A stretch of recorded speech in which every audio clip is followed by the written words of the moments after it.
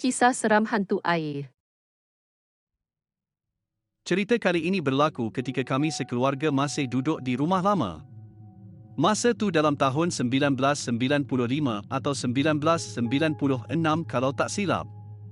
Ayah ketika itu bekerja di sebuah bank dan bila malam atau hujung minggu ayah berniaga di ceramah agama atau politik dengan menjual buku-buku dan CD serta kaset agama.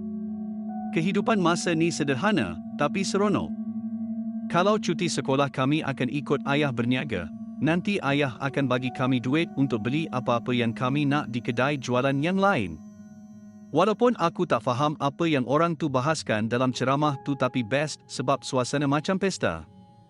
Aku suka makan mihon sop jual kat lori seorang pakcik Kelantan. Tapi kalau esoknya sekolah, atau kadang-kadang mak tak ikut ayah berniaga, kami akan duduk di rumah je dengan emak. Ayah balik tengah malam sebab selalunya ceramah ni habis lewat. Waktu tu ayah berniaga di satu tempat di kawasan pantai.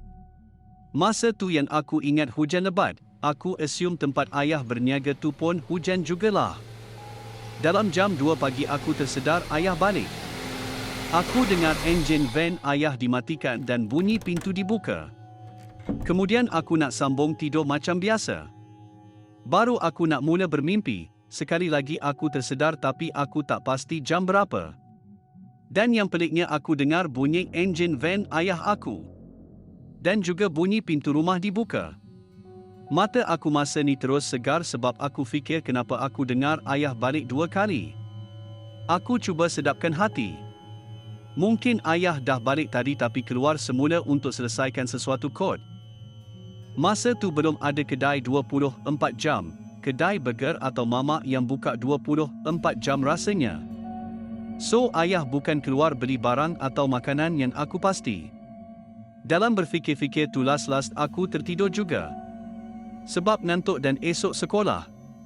Selepas balik dari sekolah esok petangnya aku tanya mak. Mak masa tu tengah cuci pinggan. Mak, ayah keluar balik kelepas ayah balik malam tadi.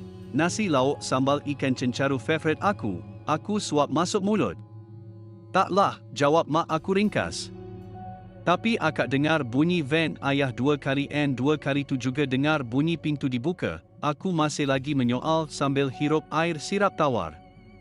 Tangan mak yang masih basah kesan baru lepas cuci pinggan tadi mak lap kat kain lap tangan yang tergantung di dinding dapur. Mak tarik kerusi meja makan dan duduk menghadap aku yang tengah makan nasi dengan masih memakai baju sekolah tanpa kain sekolah. Ni memang standard pakaian aku masa makan balik sekolah dulu. Lapar, aku fikir nasi je masa ni, tak dan nak mandi dulu ke apa. Mak cerita ni akak jangan cerita kat adik-adik, mak aku pesan dengan muka yang serius.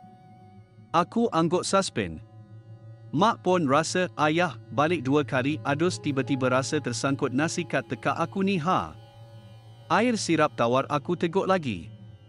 Memang mak sedar ayah balik dalam call 2 pagi macam tu. Masa ayah masuk bilik, mak terjaga tapi tak buka mata. Mak aku cerita lagi, lepas ayah masuk bilik, dengan mata yang tertutup mak aku dapat rasa yang ayah hanya berdiri depan pintu bilik. Dia tak masuk toilet untuk bersihkan diri tapi just berdiri tegak je macam tu. Dalam mata masih pejam, mak pelik dan tiba-tiba rasa meremang sebab dengar benda tu panggil dia Zah. Tu memang cara ayah aku panggil mak aku. Nama mak aku Azizah. Ayah aku panggil Zah, H tu panjang sikit yer. Suara ayah aku lain dan garau. Bunyi panggilan tu betul-betul kat hujung kaki mak aku. Kiranya benda tu masuk bilik dan berdiri di hujung katil. Bilik mak aku ni tak lebih besar mana, muat-muat katil, almari, meja solik dan ruang sedikit untuk solat dan ruang pintu ke bilik air. Mak aku matikan diri je. Dengan harapan benda tu pergi dan ayah aku yang betul balik. Tapi malangnya sekali lagi benda tu panggil mak aku Zah. Dalam mengigil mak aku buka mata, dan dengan lampu samar-samar dari luar tingkap bilik, mak nampak makhluk bersisik. Benda tu tinggi dan besar. Ayah aku tinggi tapi dia lagi tinggi dan besar dari ayah aku. Muka benda tu tak nampak sebab cahaya dari luar tingkap hanya suluh ke bahagian badan. Dan nampak color benda tu, color hijau yang berkilat. Sisik di badannya besar duit 50 sen lama. Mak aku baca ayat kursi, berpeluh-peluh sambil berselubung dengan selimut dan berharap benda tu tak mendekati mak aku. Masa ni mak dah fikir bukan-bukan jangan emak dicekiknya dan harap ayah cepat balik. Mak hampir-hampir menangis tapi mak tak menjerit sebab dia cakap tak nak kitorang terjaga nanti kitorang takut. Mak kata adalah dalam 3 ke 5 minit juga dalam selimut dan dia baca je semua ayat atau doa yang dia ingat. Dalam masa yang sama masih dengar, benda tu masih panggil mak aku.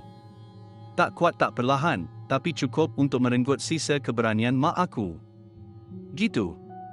Kalau aku kat tempat mak mungkin aku dah terkencing. Tiba-tiba lagi sekali mak aku dengar bunyi ayah aku balik, kemudian ayah aku masuk bilik. Kali ni mak yakin ni ayah, sebab ayah buka lampu bilik air. Dari dalam selimut mak aku panggil ayah, dan ayah menyahut. Nasib baik ayah yang betul. Mak aku keluar dari selimut dan menceritakan kepada ayah yang tadi dia nampak benda bersisik. Ayah dan mak berpendapat benda tu hantu air yang ikut ayah aku dari tempat ceramah di tepi pantai. Tapi dia sampai dulu maybe dia ikut jalan shortcut. Mak aku mengakhiri ceritanya sambil gelak. Aku masih terpaku dengan jari dan pinggan yang dah kering kesan makan nasi tadi. Dah tu tak payah nak menopong, cepat basuh tangan, basuh pinggan terus mandi dan solat, sambung mak menghentikan lamunan aku yang masih terkejut. Aku kemudian membersihkan diri, solat dan join mak aku tengok drama Hong Kong. Dulu famous drama Hong Kong ni, pasal polis-polis. Dan kami meneruskan kehidupan macam biasa. Cerita yang aku nak ceritakan ni adalah kisah tentang sungai terpanjang di Malaysia iaitu Sungai Batan Rajang yang terletak di negeri Sarawak. Sungai Batan Rajang ni ada banyak cabang. Salah satu cabang ialah Sungai Kanoid. Kanoid ada diceritakan dalam buku teks sejarah tingkatan 4 dan 5. Okey, kisah ni jadi kat Sungai Batan Rajang area Kanoid. Kepada penduduk tempatan Kanoid, memang bukan asing lagi lah dengan cerita hantu air di Sungai Batan Rajang. Sudah banyak nyawa terkorban di sungai. Ada yang dibunuh dan mayat dibuang ke sungai dan ada yang mati lemas secara misteri or ada bot karam. Kisah hantu air ni aku dapat dari seorang pak cik tua berbangsa Cina di Kanoid. Aku bagi nama Pak Cik Lee, bukan nama sebenar.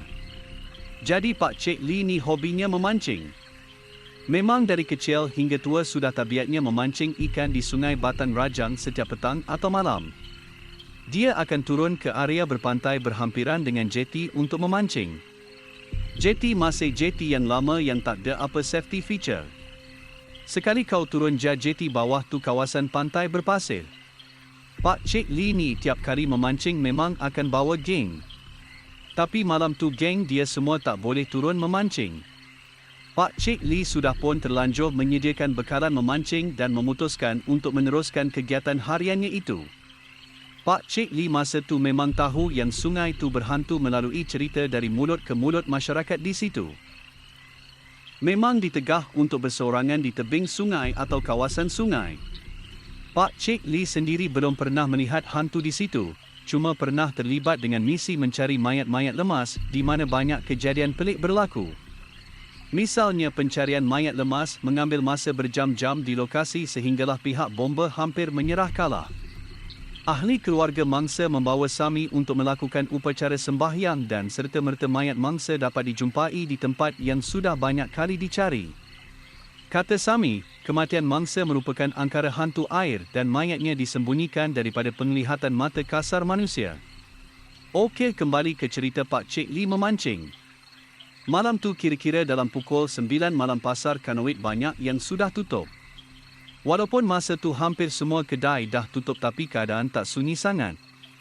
Tapi tiba-tiba Pak Cik Lee rasakan suara sekeliling tiba-tiba hilang. Tiada bunyi cengkirik ataupun bunyi-bunyi haiwan lain. Masa ni Pak Cik Lee dah rasa lain. Tapi Pak Cik Lee tak nak balik. Pak Cik Lee masih menunggu ikan. Selang beberapa minit kemudian dia dengar bunyi air. Tiba-tiba kakinya ditarik ke dalam sungai. Separuh badan Pak Cik Lee tertarik oleh sesuatu ke dalam sungai. Tangan Pak Cik Lee terus berpaut kepada benda sekeliling untuk mengelakkan dirinya ditarik oleh makhluk itu. Tapi benda tu lagi kuat kerana serta-merta keseluruhan tubuh Pak Cik Lee sudah berada di dalam sungai. Pak Cik Lee hampir lemas kerana kepalanya sudah masuk ke area berair yang cetek. Nasib baik Pak Cik Lee ni jenis yang boleh tahan nafas lama dalam air. Kalau seminit lebih tu dia masih boleh tahan lagi. Masa ni dia nak jerit tak dapat. Pak Cik Lee sudah buntu dan panik. Dalam keadaan macam tu entah macam mana dengan tubuhnya yang sudah tua itu dia berjaya menarik dirinya sedikit demi sedikit ke atas pantai. Kata Pak Cik Lee oleh sebab dia geram sangat dan panik kena tarik dia tendang hantu air tu sekuat hatinya untuk melepaskan diri daripada cengkaman hantu tu. Tanpa buang masa Pak Cik Lee terus naik atas jeti. Kata Pak Cik Lee tangan hantu air tu macam tangan manusia dan tangan katak. Dia kata celah-celah jari hantu tu ada macam selaput yang macam tangan katak tu. Kata Pak Cik Lee cengkaman hantu tu kuat dan lekat sangat. Oleh sebab area Pak Cik Lee memancing ni gelap dia tak dapat nampak sangat muka hantu tu. Lampu jalan ada cuma lampu tu menghadap ke arah jalan raya. Cahayanya adalah menerangi kawasan sungai tempat Pak Cik Lee cuma tak leh terang sangat. Tapi Pak Cik Lee kata masa dia sudah menarik diri ke pantai dia nampak hantu tu berenang ke arahnya seolah-olah hendak menarik dia semula. Masa benda tu dah sampai kawasan cetek. Pak Cik Lee describe benda tu macam manusia kecuali kaki dan tangannya macam katak dan punyai selaput celah jari. Pak Cik juga kata yang benda tu saiz macam budak kecil lelaki dalam keadaan telanjang. Oleh sebab jeti tu masih dekat dengan kawasan berair. Benda tu terus cuba berenang ke arah Pak Cik Lee. Sekali lagi kakinya dicengkam. Masa tu Pak Cik Lee masih di daratan. Pak Cik Lee cuba melepaskan diri. Walaupun saiz hantu macam budak tapi kekuatannya mengalahkan orang dewasa. Masa ni Pak Cik Lee jerit minta tolong. Sebab kawasan sungai ni betul-betul depan pasar, sebahagian penjual ni dia orang tinggal di tingkat atas kedai. Mereka semua terdengar jeritan Pak Cik Lee. Masa ni Pak Cik Lee tak larat nak tarik diri. Pak Cik Lee hanya mampu bertahan dan mencengkam tiang di situ untuk elakkan diheret kembali ke sungai oleh hantu air. Hantu tu taklah bodoh sangat, dia tahu orang akan datang. Jadi dia lepas Pak Cik Lee. Orang-orang yang datang nak tolong pun dah sampai. Mereka segera tolong Pak Cik Lee dan tanya cerita dia. Lepas kejadian tu, Pak Cik Lee tak berani memancing sorang-sorang. Nasihat Pak Cik Lee dan orang Kanawit termasuk parents aku sendiri kata, jangan berani menghampiri kawasan tebing air Sungai Batang Rajang seorang diri. Jangan berseorangan berhampiran sungai. Like dan subscribe untuk mendengar lebih banyak koleksi kisah-kisah seram dan sekiranya anda punyai cerita seram untuk dikongsikan boleh kongsikan di ruangan komen ataupun email kepada kami.